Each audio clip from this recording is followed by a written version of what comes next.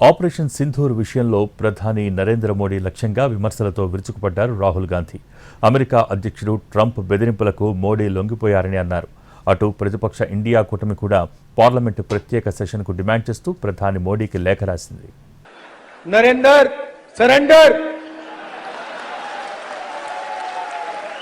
और जी हजूर करके नरेंद्र मोदी जी ने ट्रंप के इशारे का पालन किया. ఇది ప్రధాని నరేంద్ర మోడీపై విపక్ష నేత రాహుల్ చేసిన తాజా కామెంట్. నరేందర్ సరెండర్ అని అమెరికా అధ్యక్షుడు డొనాల్డ్ ట్రంప్ అనగానే జీ హుజూర్ అంటూ మన ప్రధాని నరేంద్ర మోడీ లొంగిపోయారని విమర్శించారు రాహుల్ గాంధీ. ఆర్ఎస్ఎస్ బీజేపీ వాళ్లు పిరికి పందలని, కాస్త బెదిరిస్తే భయంతో పారిపోతారన్నారు. ये बीजेपी आरएसएस वालों को अब मैं अच्छी तरह जानता हूं. इन पर थोड़ा सा दबाव डालो, थोड़ा सा धक्का मारो, डर के भाग जाते हैं ये लोग. 1971లో పాకిస్తాన్తో యుద్ధ సమయంలో ఇందిరాగాంధీ ఎవరికీ భయపడలేదన్నారు రాహుల్ గాంధీ. అప్పట్లో ఫోన్ కాల్ రాలేదని, ఏకంగా అమెరికాకు చెందిన 7th ఫ్లీట్ వచ్చిందన్నారు. ఆయుధాలతో పాటు ఎయిర్ క్రాఫ్ట్ క్యారియర్ వచ్చిందన్నారు రాహుల్. కానీ నాటి ప్రధాని ఇందిరాగాంధీ ఏమాత్రం భయపడలేదన్నారు. మేం ఏం చేయాలో అది చేస్తామన్నారని తెలిపారాయన. అది తమకు ఆర్ఎస్ఎస్ బీజేపీలకు గల తేడా అన్నారు రాహుల్. आपको एक समय याद होगा जब फोन कॉल नहीं आया था, 7th फ्लीट आई थी.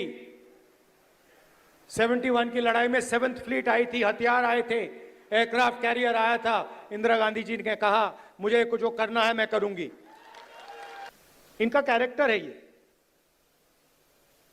ये सारे के सारे ऐसे हैं. आजादी के समय से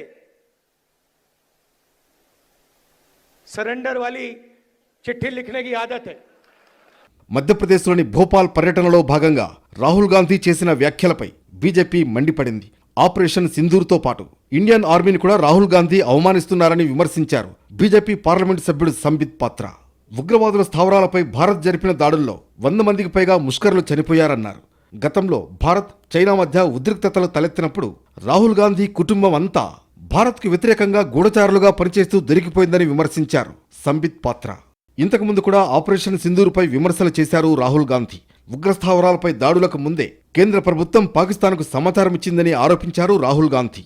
దానిపై దేశవ్యాప్తంగా దుమారం రేగింది. తాజాగా మోడీ లొంగిపోయారంటూ రాహుల్ చేసిన వ్యాఖ్యలు హాట్ టాపిక్ గా మారాయి. మరోవైపు పార్లమెంట్ స్పెషల్ సెషన్ ఏర్పాటు చేయాలన్న డిమాండ్తో ప్రధాని నరేంద్ర మోడీకి విపక్ష ఇండియా కూటమి లేఖ రాసింది. పెహల్గాం ఉగ్రదాడి తర్వాత భారత్ చేసిన ఆపరేషన్ సింధూర్పై చర్చిద్దామని కోరింది.